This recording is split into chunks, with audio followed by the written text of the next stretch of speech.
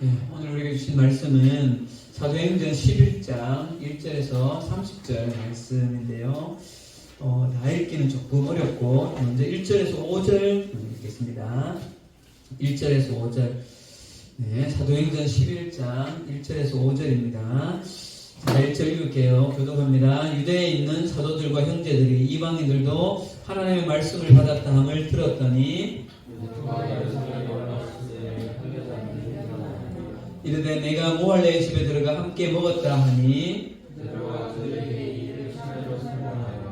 이르되 내가 요파시에서 기도할 때에 황홀한 중에 환상을 보니 큰 보자기 같은 그릇이 내 귀에 매어 하늘로부터 내려 내 앞에까지 드리워지거늘 하고 쭉 설명을 하죠. 17절부터 가겠습니다. 26절까지 17절에서 26절 17절 갑니다. 그런즉 하나님이 우리가 주 예수 그리스도를 믿을 때에 주신 것과 같은 선물을 그들에게도 주셨으니 내가 누구이기에 하나님을 능히 맡겠느냐 하더라.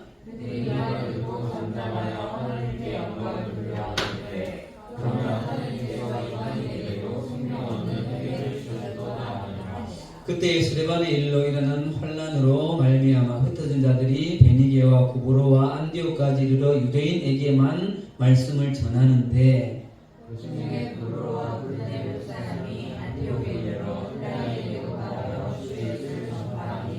주의 손이 그들과 함께 하시며 수많은 사람들이 믿고 주께 돌아오더라.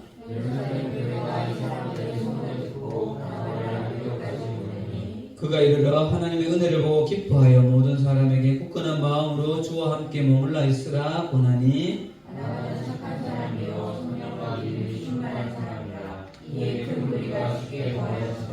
바나바가 사울을 찾으러 다소에 가서 26절 다 같이요. 만남에 안디옥에 데리고 와서 둘이 교회에 1년간 모여있어 큰 무리를 가르쳤고 제자들이 안디옥에서 비로소 그리스도인이라 일컬음을 받게 되었더라.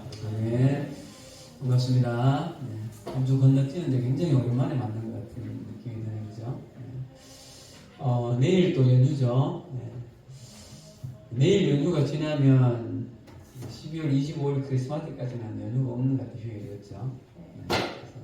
내일 연휴까지 잘 쉬고 이 에너지를 가지고 이 학기를 잘 달려가야 됩니다. 알겠죠? 자, 우리는 최근 3주간에 이 고넬료와 베드로의 만남에 대해서 묵상을 했고 드디어 이제 11장으로 넘어왔습니다. 여러분 11장은 우리가 쭉 읽어봤는 것처럼 앞부분은 이 고넬료와 베드로의 그 만남을 통해 하나님께서 새로운 일을 행하신 그 결과가 어떻게 되어졌는가에 대해서 나오는 거예요.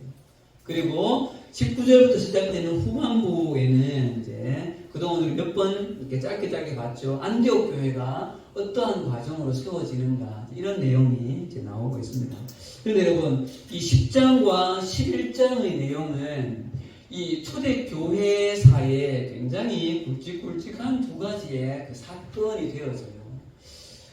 왜냐하면 전에도 말씀드렸죠. 우리 10장에서 봤던 이 고넬료와 베드로의 만남이 앞으로 교회가 예루살렘에만 머물러 있는 것이 아니라 이방 땅으로 확장되어서 가야 되는 것이 하나님의 뜻이었죠. 그렇죠? 그런데 그것의 제일 걸림돌이 바로 그 유대의 예루살렘 교회에 있는 성도들이 유대인들이라는 거예요. 그 유대인들은 누구만 구원받는다? 우리만 구원받는다. 뭐를 통해서? 두 가지. 뭐예요? 할례와 율법을 지킴을 통해서. 그러니까 이 의식이 너무나 강하기 때문에 이 의식에 대한 전환이 이제 필요했던 것이죠.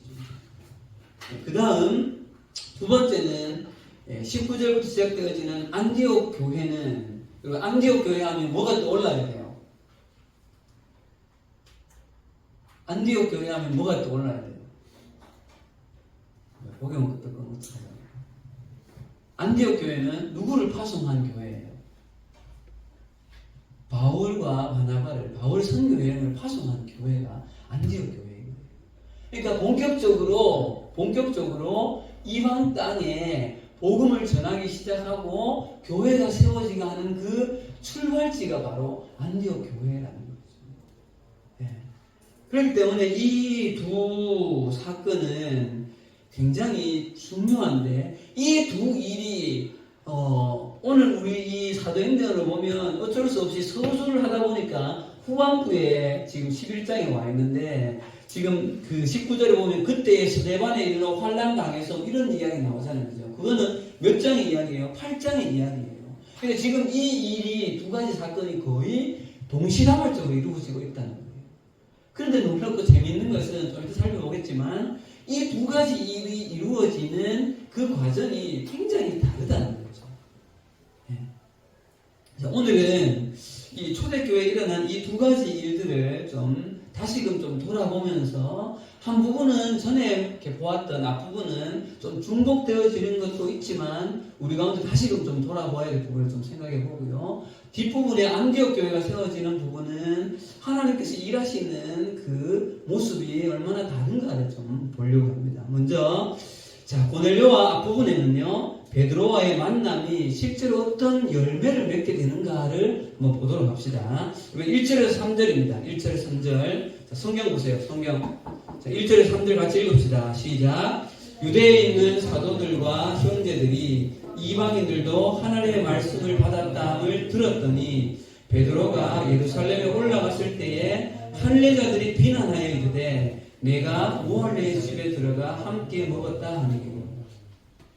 그럼 보세요. 유대에 있는 사도들과 형제들이 여기는 유대에 있는 누구 교회 이야기예요? 예루살렘 교회 이야기죠.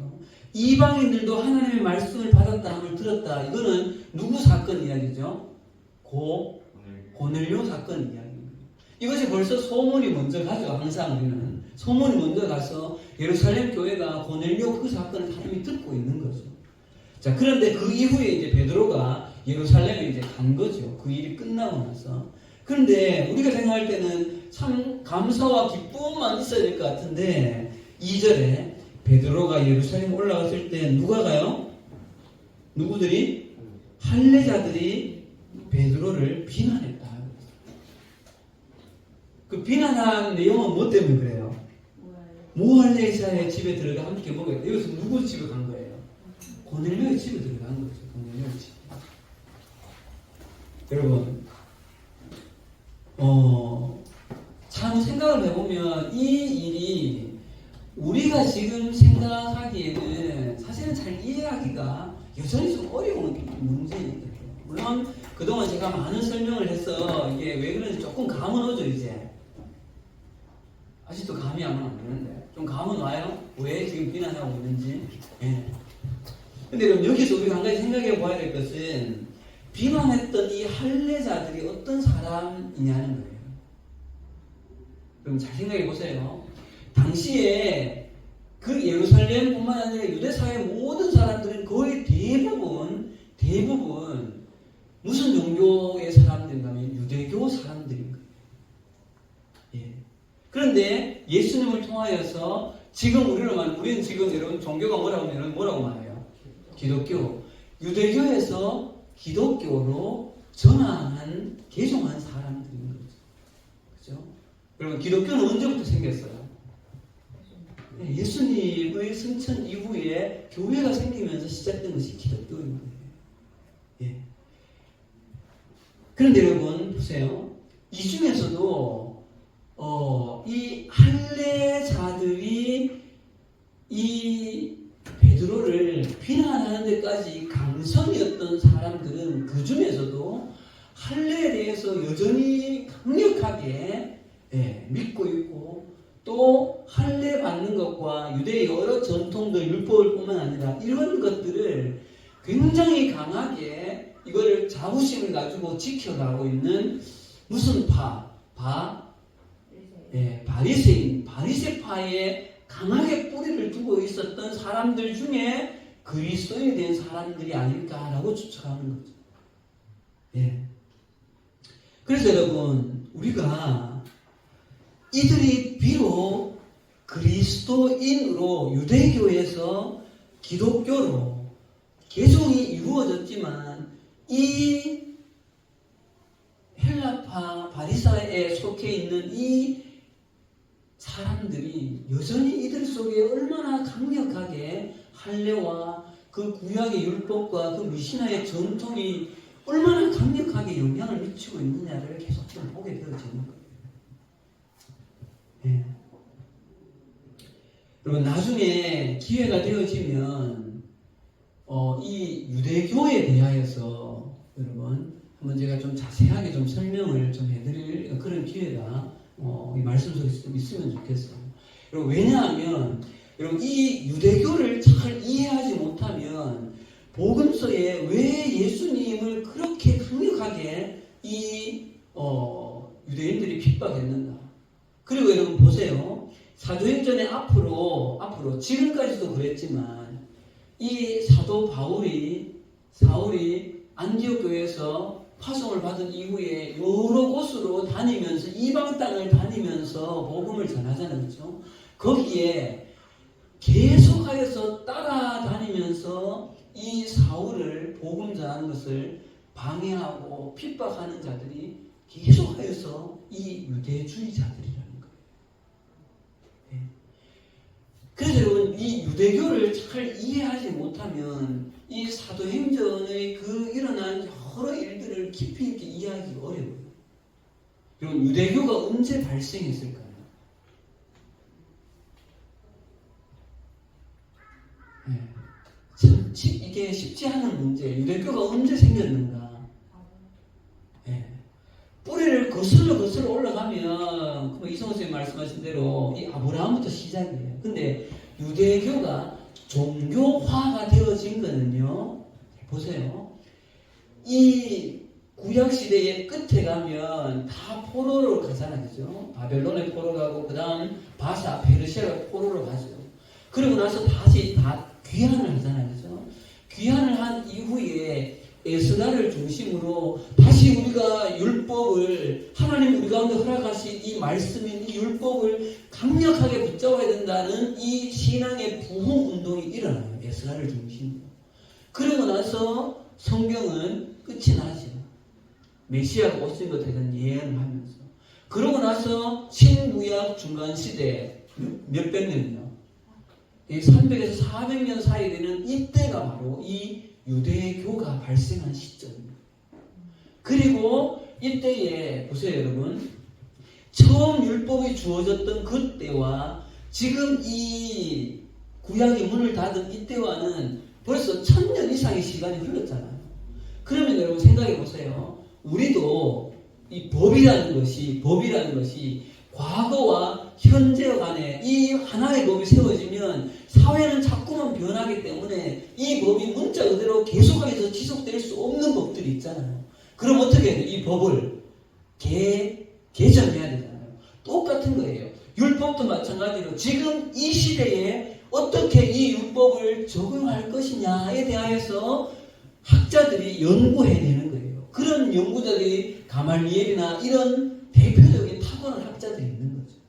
그 몇몇 학자들이 이 율법을 다시 해석해낸 것이 미시나의 그 장로들의 전통이 되는 거예요.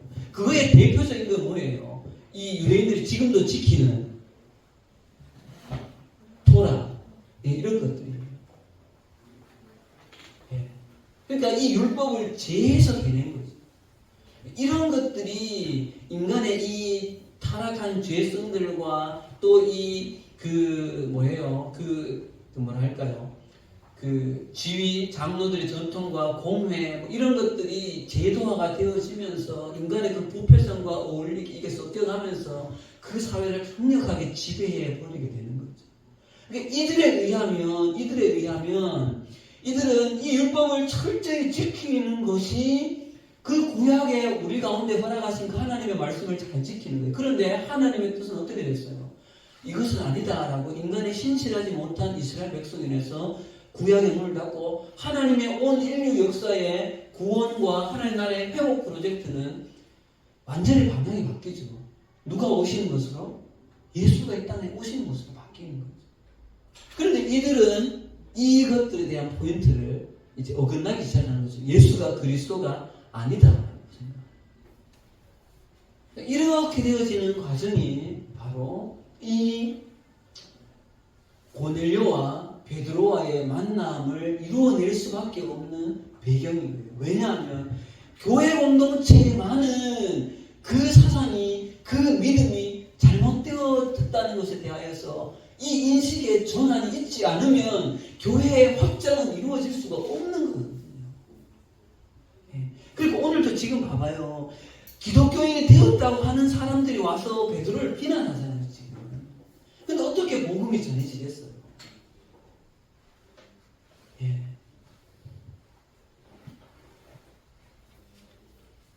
자, 그 결과가 어떻게 됐는지 봅시다. 그러니까 이 베드로가 자기와 고넬료 사이에 있었던 일을 다시 한번 거의 반복하잖아요. 그죠? 있죠? 자, 17절로 가보겠습니다. 17절. 그런즉 같이 읽읍시다. 시작. 그런즉 하나님이 우리가 주 예수 그리스도를 믿을 때 주신 것과 같은 선물을 그들에게도 주셨으니 내가 누구에게 하나님을 능히 맡겠느냐 하더라. 그들이 이 말을 듣고 잠잠하여 하나님께 영광을 돌려 이르되 그러면 하나님께서 이방인에게도 생명 얻는 회개를 주셨도다 하니라고 이 인식의 전환이 이루어지는 거죠. 어디 안에? 예루살렘 교회 안에. 그리고 이 전환은 매우 중요한 것이 나중에 어느 교회에서 안디옥 교회가 세워지고 그 교회가 막 문제가 뭔가 이렇게 있을 때 예루살렘에 있던 사람들이 또 거기까지 가서 여전히 너희들이 할례를 받아야 되고 율법을 믿어야 지켜야만 구원받는다 막 이런 일들이 일어나니까 이 베드로 바울이 그러면 예루살렘 교회에 가서 심판을 다시 한번 확인하자라고 해서 데려가는 것이 15장에 나오는 예루살렘 총회가 되는 거예요. 그때 베드로가 뭐예요?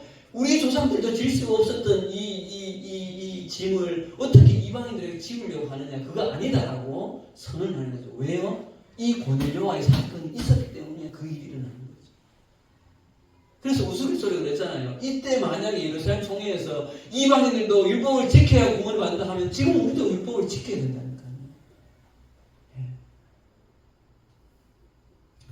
자, 여러분, 우리 이 사건을 다시 보면서 저는 이런 생각이 계속 드는 거예요. 사는 여러분 보세요. 유대 사회 속에 깊이 뿌리를 박은 그 유대인들이 기독교로 개종은 했지만 그들의 인식, 사고방식, 신앙의 체계가 갑자기 변환되어지는 것은 쉽지 않다는 거예요. 그러면 동일하게 대한민국을 살아가는 우리들은 어떠냐는지 봐야 되는 거예요. 여러분, 대한민국에서 우리는 이미 나고 자라서 여러분들은 벌써 20살까지 또는 10몇 살 됐잖아요. 저는 50년을 여기 산 거예요. 대한민국 사회 속에. 그러면 생각해 보세요, 여러분. 대한민국 사회 속에서도 이 뿌리 깊은 전통이 없나요? 있죠. 그 생각들 속에 여러분 무엇이 있는가 하면요. 여러 가지 말을 할 수 있지만 최근에 추석 지났잖아요. 추석 때 사람들이 일반적으로 대부분 다 어디 갑니까? 산소 찾아가죠. 산소 찾아가서 왜 절해요? 조상이 우리를 지켜줬다는 그 생각이 있는 거잖아요. 그것보다 조금 더 근본적인 것을 말씀을 드리자 보면 제가 어릴 때만 해도요. 2월달 정월 대보름 때가 되어지면 한두 곳 집에서요. 많이 구슬을 했어요. 무속신앙이 샤머니즘이죠. 이 무속신앙이 누군가에게 주술사에게 우리나라 뭐예요? 무당에게 무엇인가를 바쳐서 그 신과 접신하는 그 중간 단계에 있는 그 샤먼에게 무당에게 무엇인가를 의뢰하여서 잘못된 것을 제거하고 복을 받아들이고 싶은 그 무속신앙이요. 기독교에까지 얼마나 강력하게 영향을 미치고 있는지 몰라요. 여러분들은 잘 인식 못할 수도 있어요. 예.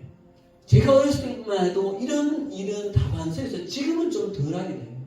어떤 집안에 일이 있으면요. 누구를 모셔와서 기도를 받아요. 목사님을 모셔와서 기도 받아요. 근데 그 자체에 100% 잘못됐다는 건 아니에요. 근데 어떤 경우가 있는가 하면요. 전도사님이나 부목사님 오시면 좀 섭섭해. 왜? 누구 목사님 와야 돼요?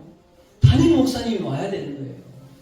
담임 목사님 와서 기도를 해야 이게 뭔가 더 잘 된다는 이런 의식이 기독교인들에게도 강하게 지배하고 있어요.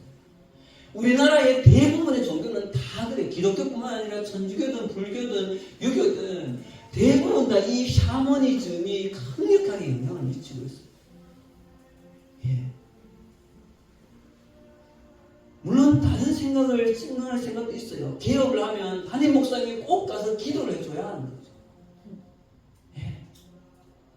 물론 그 자체를 다 잘못됐다고 말할 수는 없어요. 그러나 우리들의 의식 속에 목사님을 통해야만 하나님의 복이 우리 가운데 온다는 그런 신앙이 우리 가운데 있다는 거예요. 그게 뭐예요? 우리는 이제 직접 내가 기도하면 돼요. 하나님 앞에 우리는 나아갈 수 있는 모두가 같은 우리는 제사장입니다. 또 한번 봅시다, 여러분. 우리 지금 우리 대한민국 사회는 자본주의 사회예요. 자본주의 사회를 대표하는 요즘 네 글자 말이 뭐예요? 내 돈, 내 삶. 내 돈 내고 내가 사는 건 내 거라는 거죠. 여러분, 내 돈 내고 내가 사면 내 겁니까? 맞는 말이죠. 그러나 성경의 관점으로 보았을 때는 모든 것이 다 하나님의 것입니다. 그런데 그런 의식이 기독교인들에게 있을까요? 내 건데 내가 헌금을 내어주는 거예요. 내 건데 11조를 내가 내주는 거라고 생각한다는 거죠. 여러분, 내가 벌고 있는 이 모든 이 수입이 내 겁니까? 잘 생각해 보세요. 내가 지금 이 생활하고 있는 숨을 쉬고 경제 생활하고 있는 이 모든 활동의 출발점이 어딘데요? 그렇지 않아요, 여러분? 그 경제 활동에 내가 이 구사에서 그 자체대로 맞는 이야기인데 성경을 기준으로 우리가 보았을 때는 이 모든 것이 하나님의 것이라는 우리의 신앙의 고백이 있어야 하는 것이죠. 그것의 표준이 뭐라는 거예요? 11조라는 거예요. 너희들이 먹고 살아야 하기 때문에 10분의 1은 나에게, 그래서 레위 지파를 이렇게 주는 것이잖아요. 많은 그리스도인들이 내 건데 드린다고 생각을 해요. 여러분들은 그렇지 않아요. 오늘 헌금 어떤 마음으로 드렸어? 저한테도 그런 마음이 없어서 말씀드린 게 아니에요. 저도 그래요. 모든 것은 다 하나님의 것이에요. 이런 인식이 자본주의가 강하게 지배하고 있을수록 더한 거죠. 정치를 생각을 해볼까요? 우리는 민주주의 공화국이죠. 민주주의예요. 민주주의의 첫 번째 뭐예요? 모든 주권은 국민으로부터 나온다라가 이 민주주의의 가장 근본적인 이념이잖아요. 신념이잖아요. 생각해봅시다. 우리가 주인이에요. 하나님의 나라의 관점을 계속해서 제가 말씀드린 이유는 모든 주권은 국민으로부터 나온다가 틀렸다는 거죠. 모든 주권은 어디로부터 오는 거예요? 하나님으로부터 오는 것이죠. 예. 이런 인식의 전환이 금방 예수 믿어서 기독교인이 된다고 생기는 것이 아니라는 거예요. 예. 그래서 제가 계속해서 하나님 나라의 복음을 말씀드리는 이유는 우리 기독교인들 중에 이런 생각이, 내가 예수 믿어서 천국 가는 것이 신앙의 다라고 생각을 해요. 어떻게 보면 굉장히 이기적인 신앙인 거예요. 그렇잖아요, 여러분. 내가 예수 믿어서 내가 천국 가면 끝이라는 거죠. 그 다음 여기 주일날 교회 좀 나오고 헌금 조금 해주고 이런 게 신앙생활의 다라고 생각하는 우리 한국 기독교가 굉장히 큰 어려움을 직면하고 있는 거죠. 여러분, 제가 말씀을 여러 번 드렸죠. 예수 믿고 구원받은 이 복음, 십자가의 복음은 심장과 같이 생명을 살리는 복음이에요. 그러나 그것들을 넘어서서 하나님 나라의 복음은 우리의 삶 전체에 대한 이야기인 거죠. 성경은 그 이야기인 거예요. 그런데 이런 인식의 전환은 내가 예수 믿는다라고 말하는 순간 다 되는 것이 아니라는 사실이죠. 그럼 어떻게 되어져야 할까요? 다른 여러분, 베드로가 성령의 놀라운 경험을 했는 것처럼, 고넬료가 성령 충만의 경험을 했는 것처럼, 여러분들도 제가 간절히 소원하는 것은 여러분들도 실제로 역사하시는 그 성령의 충만함을 여러분들도 경험하셨으면 좋겠어요. 하나님을 경험하셔야 돼요. 두 번째, 사랑 여러분, 성경을 묵상하고 성경을 공부하십시오. 성경은 공부하셔야 돼요. 성경으로 세상을 보고 성경으로 모든 영역을 여러분 해석해내지 않으면 성경은 뭘 찾게 되는가 하면요, 약속의 말씀을 찾게 되어져요. 성경 읽으면서 나한테 복이 될 것만 같은 그런 약속의 말만 찾는다는 거죠. 내 시작은 미약하나 나중은 창대하리라. 그래, 내가 창대해야 될 거야. 이런 말씀만 찾아다닌다는 거예요. 예. 오늘 이 인식의 전환이 이렇게 이 유대교에서 기독교로 전환된 이 당시 사람들도 어려웠던 것과 마찬가지로 우리 시대를 살아가고 있는 우리들의 인식 전환도 여러분들이 부모님 밑에 살아가는 것이 다가 그렇게 되어지지 않아요.